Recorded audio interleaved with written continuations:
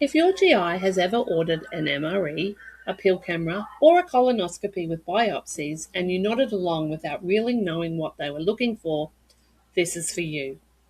3 different tests, 3 different parts of the gut, and one of them might catch what the other 2 can't.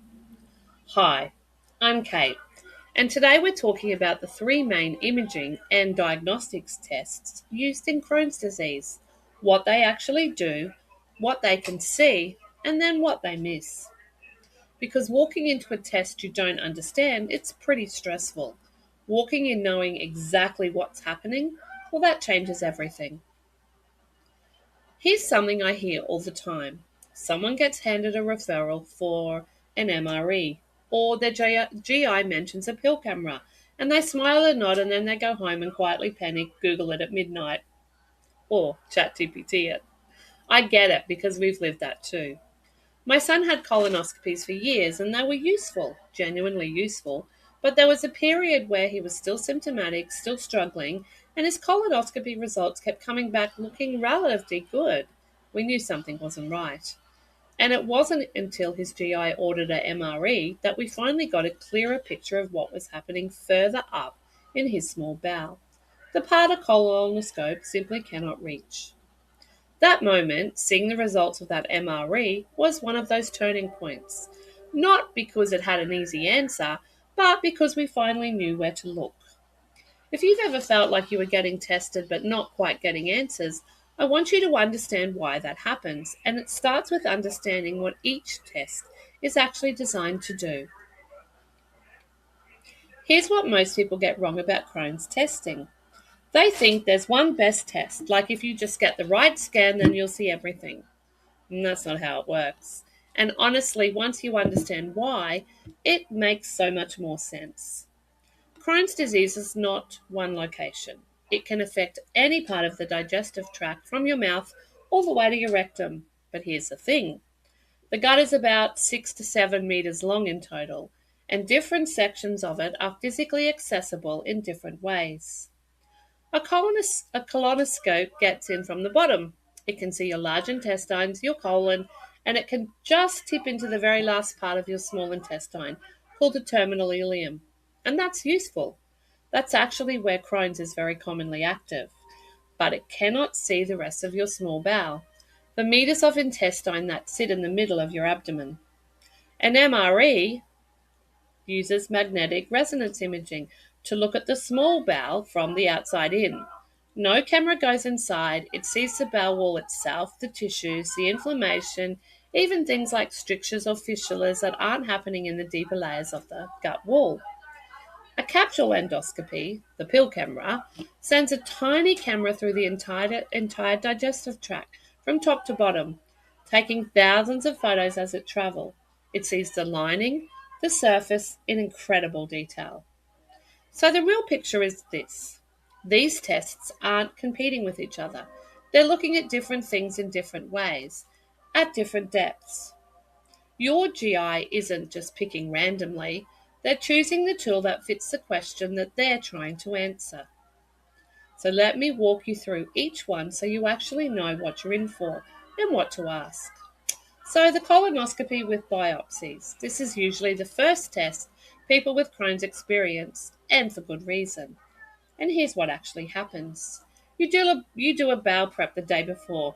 Yes, the dreaded prep, which cleans out your colon completely.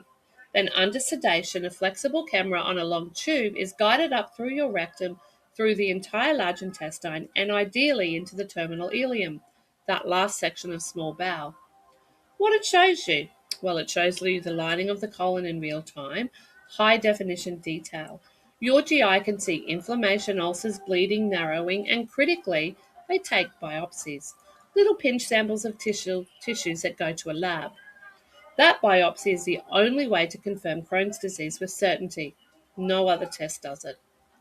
But what it misses? Well, it misses everything above the terminal ileum. So that's a lot.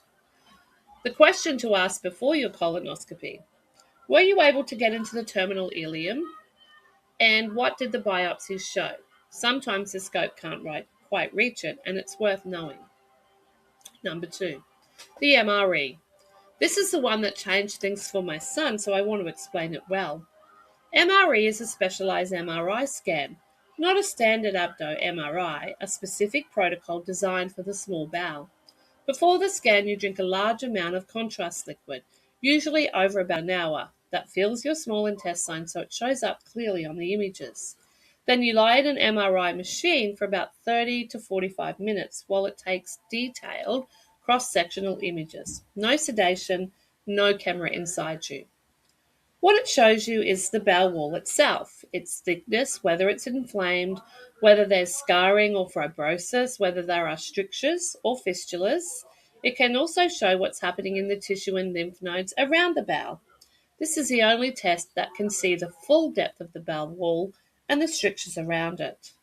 But what it misses the surface lining in fine detail. An MRE won't pick up small, early mucosal changes, the way a scope will. It also involves lying still in an MRI machine, which some people find very difficult.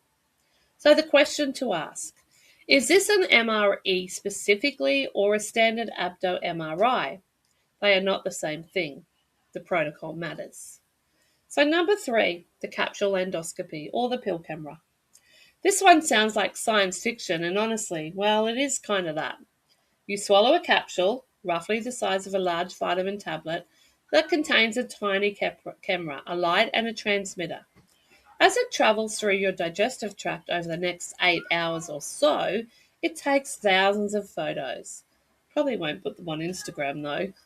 Up to 2 or 3 per second, and transmits them to a recorder you wear on a belt or a vest. Then a specialist reviews all of those images. What it shows you is the surface lining of the entire small intestine in extraordinary detail. It can catch very subtle inflammation, small ulcers, bleeding sources, and changes in the small bowel that neither a colonoscope nor a MRE would clearly show. But what does it miss?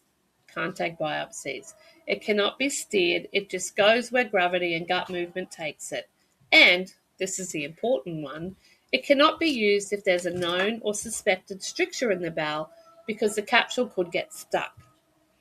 That's why your GI will often do a MRE first to check for strictures before ordering a pill camera.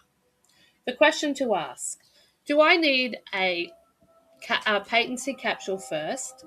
A patency capsule is a dissolvable test capsule that checks whether a real capsule could pass safely. Not everyone needs one, but it's worth asking. So put it all together. When does a GI pick which one? Here's the practical summary. If they need to confirm diagnosis, check the colon or get biopsies, well, colonoscopy it is. If they're looking at small bowel disease, checking for strictures or fistulas, or monitoring deeper tissue changes, then it's an MRE. If the small bowel surface needs to be seen in detail and strictures have been ruled out, well, that's your pill camera. And often, you'll have more than one over time. They're not like an either or. They answer different questions at different moments in your Crohn's journey.